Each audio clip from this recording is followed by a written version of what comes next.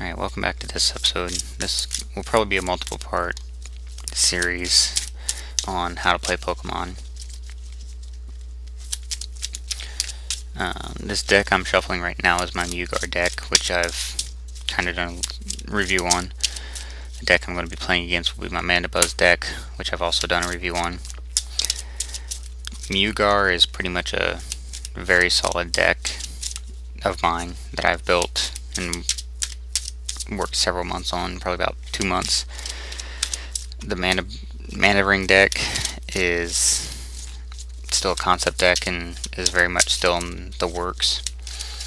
So chances are Mewgar wins, but I don't know, we'll see.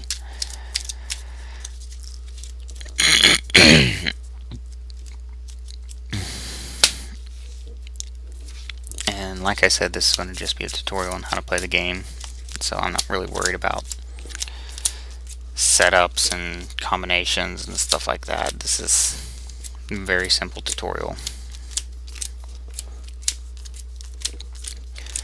What I'm doing now is just making sure that all the cards are mixed up, and I don't even care how many piles or what.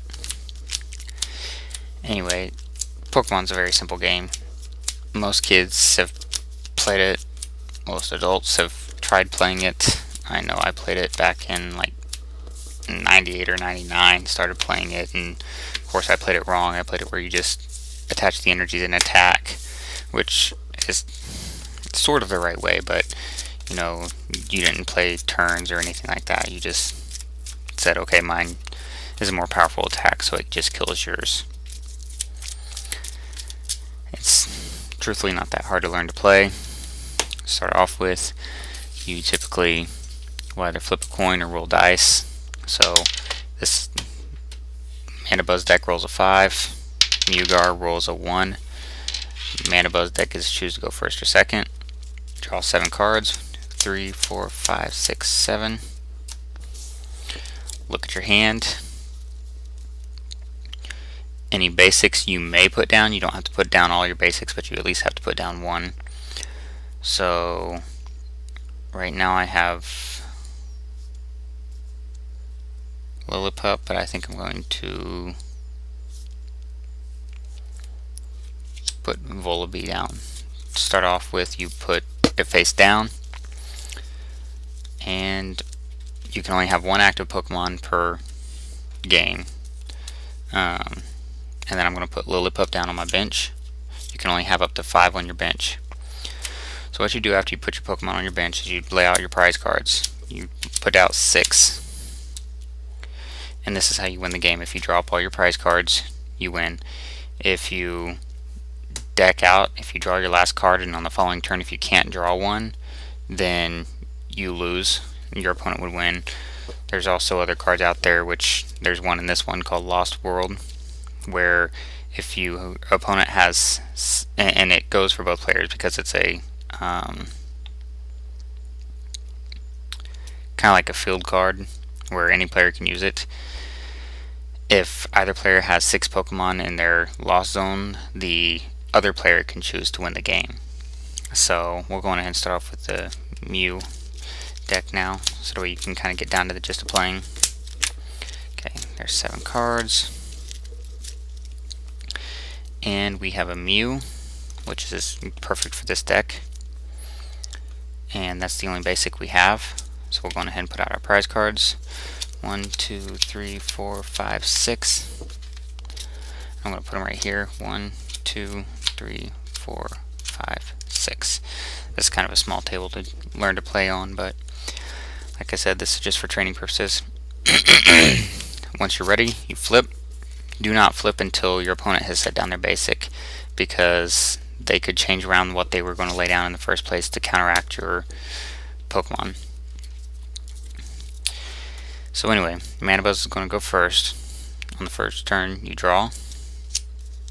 I went ahead and drew a Dark Energy. I'm going to attach a Dark Energy to Volibee and use... Okay, we'll go over this first. you have trainer cards, you have trainer item, or trainer. You can only play once, like if it says trainer supporter, or if it were to say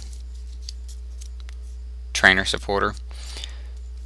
I may have actually just said trainer supporter in the first place, but if it says supporter or trainer supporter, you can only play one supporter card per turn. You can play as many trainers or trainer items as per turn as you would like. So I can play dual ball, roll 2 dice or flip 2 coins. If heads, both of them are tails because they're odds. But if heads, I get to choose 2 basic Pokemon from my deck and put them in my hand.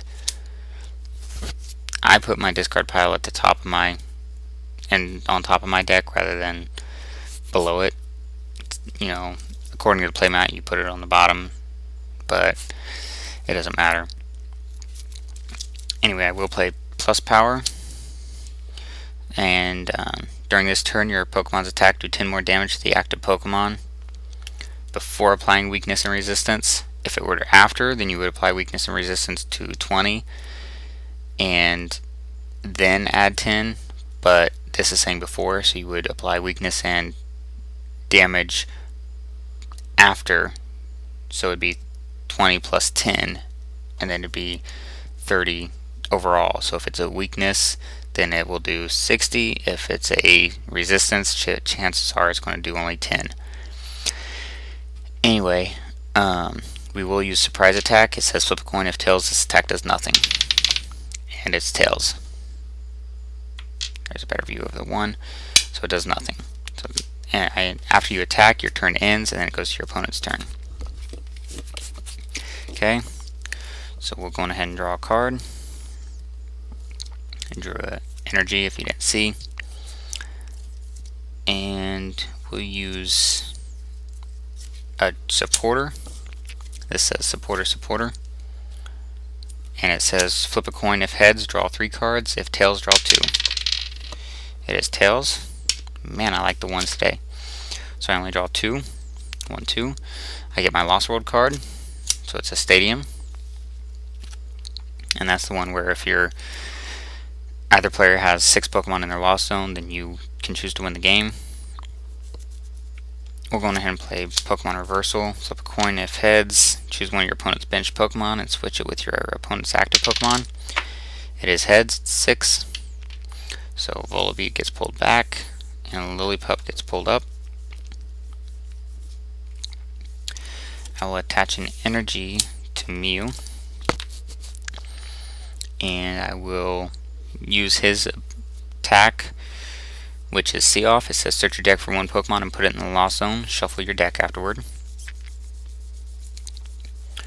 We're going to go ahead and throw Crobat in the Lost Zone and shuffle. Gotta make sure I shuffle really good.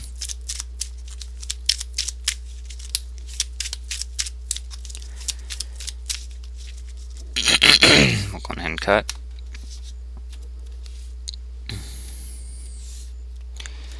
And we'll go ahead and put those in the discard pile. That will go in the Lost Zone. And since I've used that attack, it ends my turn. We'll pick this up in the next episode.